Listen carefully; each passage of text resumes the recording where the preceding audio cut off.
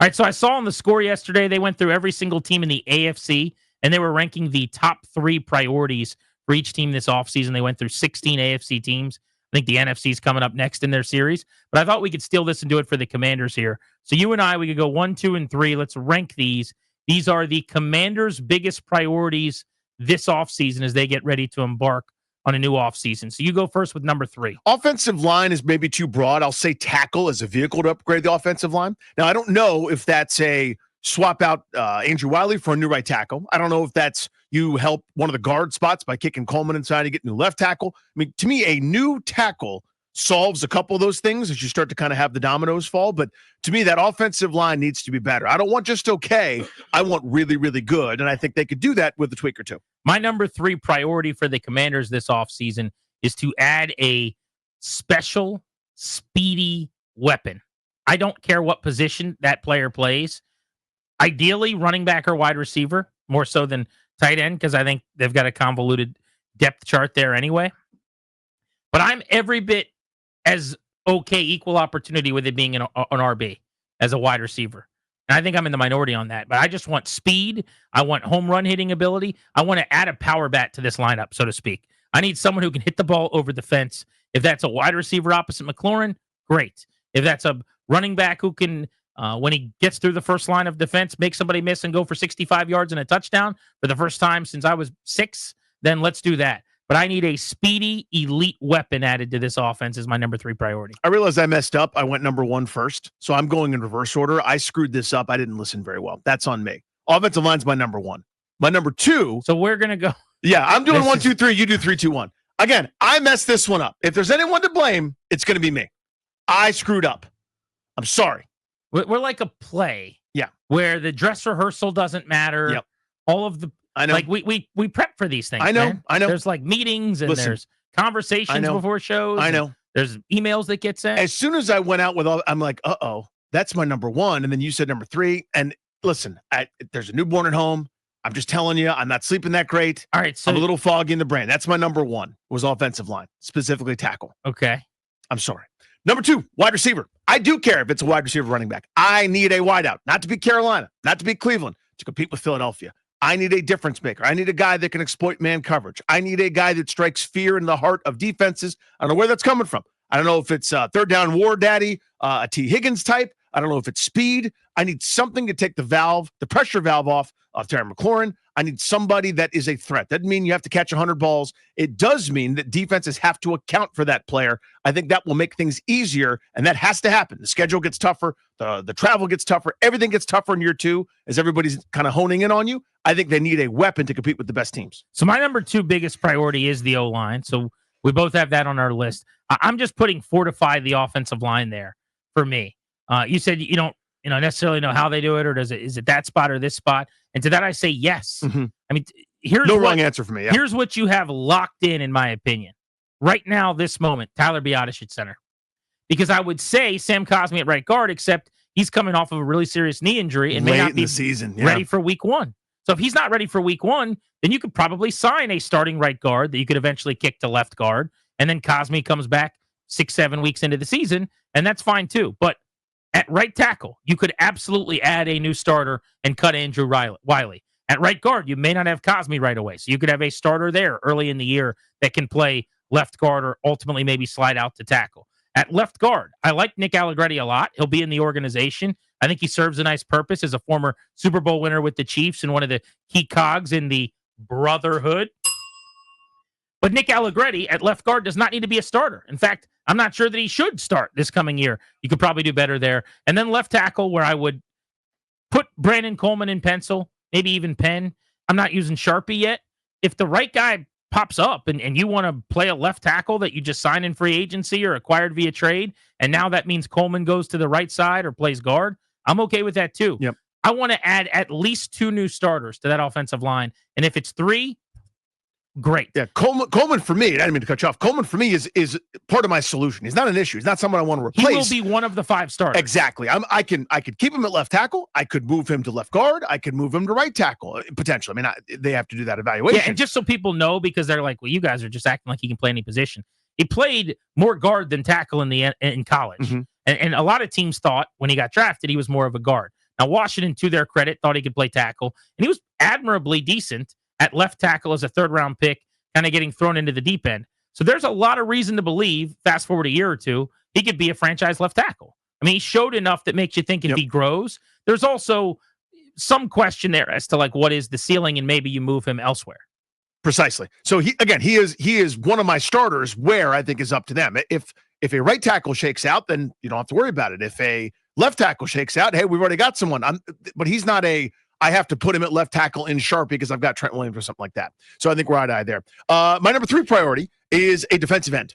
I want a really solid to plus defensive end. A Hendrickson, a Garrett, a world leader would be incredible, but a massive upgrade there. With all due respect to the Cleveland Farrells, the Dorrance Armstrongs, nothing wrong with those guys, but I need more right.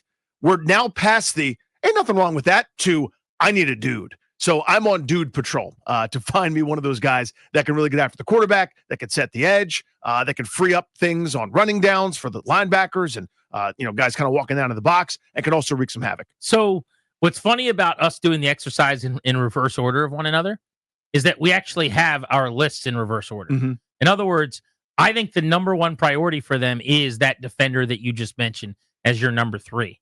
A defender who can be Dan Quinn's chess piece, like a pass rushing presence edge who is a game defining player. I need someone on that defense that scares an offensive coordinator. I think Frankie Louvu's excellent at the second level at linebacker. Nice to have that. They don't really have that player in their secondary. I think they got a couple of decent players. Quan Martin's coming into his own. Very good. If they bring Jeremy Chin back, I'm excited about that. They need Marshawn Lattimore to make a leap, but at times in his career, he's been outstanding at corner. Mikey Sanders still in the nickel, could eventually be a really, really good player. Had a solid to plus rookie season. But on the first level of defense, when we're talking pass rushing and who you've got to account for and lining up and pointing out where's 95, where's 97, whatever the guy's going to wear, they don't have that defender. They need someone, with all apologies to my guy Dante Fowler, who had 10.5 sacks, which is a good number this past year, who could go get you 12 to 15 sacks and also wreak havoc. Like, not just get some sacks, but be great in the running game, set the edge, TFLs, pressures. That's not Dante Fowler. Fowler scooped up sacks, which was a cool thing. That was good. It was a great signing for a few $1 million. Yep. It was a huge win. They need an A+ where Fowler's like a B- in that role. And I would pay a lot of money or picks for it. Yeah, that's a premium spot. I mean, again, this is my distinction that I'm offering now. It's not very scientific, but there's nothing wrong with that. There's nothing wrong with Dante Fowler. I'm very pro. That was awesome. What a great signing. Again, he wasn't even really a frontline guy for them. They gave him less money than Tress Way, and he had 10.5 sacks. They prioritized other guys even over him. It was one of those, he knows Dan Quinn and maybe he could fit in the system. He had an unbelievable season, and that was awesome. He's now going to need a monster pay raise. I'm not sure if I want to give that, right? Again, nothing wrong with Dante Fowler, but this is one of those premium spots where you not only have to do better, you have to do really, really, really well, and this is a big vacancy. It's funny to think that that's all they had a handful of years ago was 4 first-round picks on that defensive line. That's how quickly the league changes, man. I also think we have a tendency here. We lionize John Allen a little bit. We lionize Daron Payne some. One or both of those guys can come back, and that's fine. They didn't get the type of production I'm talking about out of either of those guys. Mm-hmm. Like, those are good football players. I'm talking about a great player. Right. Myles Garrett's name coming up has opened my eyes to this. It's almost like you see this in movies sometimes where, like, the single person goes on a date and they get, like, reinvigorated to fall in love again or something. Or someone is a widow or whatever, and they go years and years, and their friends are trying to get them back out there, and they finally, like, meet some guy, and now all of a sudden they're just, like, 25 years old again. The rumors to Myles Garrett make me want a defensive end who can go get 15 sacks more than I've ever wanted one before, because it feels like you're closer to that than you've been in a long time. Did you remember the report a couple years ago when Chris Sale might have been up for, bad pun, but Sale? And we're sort of like, I don't need Chris Sale. And then the idea that they might get Chris Sale, it's all I could think about. I never stopped thinking about that. Like, wouldn't it be amazing if you came in? Now that this Myles Garrett thing has been dangling in front of me, I'm 100% with you. Like, you know what we really need more than anything is that world-leading defensive end. And you keep seeing everyone ranking them the most best destination, the most likely team to do it, the team that should do it. And you're going, yeah, they're right. Yeah. We should do that. All right, so we have the same 3 categories, by the way. A edge defender, number 1 for me, number 3 for Danny. fortifying the offensive line, I think, is number 2 for me. 1 for me. And then a speedy weapon. I've got third. You've got second. Wide receiver for me is number 2. Yeah. So, all right, let's go around the horn here before we open up the phones. 800-636-1067. Toby, we'll start with you. Your biggest priority for the Commanders this offseason. Yeah, I would agree with you guys. I don't necessarily it needs to be an edge rusher, but some sort of pass rushing threat. You saw the impact of the Super Bowl. So someone on that D-line that's going to make a big impact, even if it's from the interior through the draft, whatever, someone that's going to make a big impact there. I want to see improvement on the offensive line, and I'm going to go with running back. I want to see an explosive threat because I think you saw that you can kind of get by with Jaden with subpar secondary options. I do want to improve there, but I think you can get by with secondary options that aren't maybe as good as some of the top guys, but I need someone that's a home run threat to open up that run game. Is that your order, 1, 2, and 3 in that order? Yes. All right, Toby and I have the same exact order. Ryan, your biggest priority this offseason? My top 3 priorities are anything on the defensive line. I think that in today's game, with all the great quarterbacks, pressure is so important, and we saw what the Eagles did in the Super Bowl, just suffocating Patrick Mahomes all 4 quarters long. So I think defensive line, anywhere on that position front, you can probably improve because at this point, you're not looking all too great. I'm also looking at wide receiver. Help Jaden Daniels as much as you can. Get someone like a T. Higgins in the building. Trade for a Cooper Kupp or do whatever you can to get anyone else in this building. And number 3, I'm going to zag a little bit. You need a kicker. Kicker is a huge issue for the Commanders at this point in time. Going kicker on like, us. We need a kicker. I'm tired of this carousel that we've had the last few seasons. Get someone in here that can hit at a 90% clip, and I'll be happy. Brandon McManus could be available. So he's the only one so far to leave O-line off of his list. Darius, number 1 priority for the Commanders. Number 1 priority is also going to be defensive line for me. I need a pass rusher that's going to make life hell for opposing quarterbacks. As we saw in the Super Bowl, how the Eagles dominated Patrick Mahomes. I want to see our team be able to do that as well. So pass rusher is number 1 for me. Number 2 for me is explosive offensive weapon. I'm going to lean more so running back than wide receiver. Just because I get sized for the running back love in this studio right now. Yeah. Wow.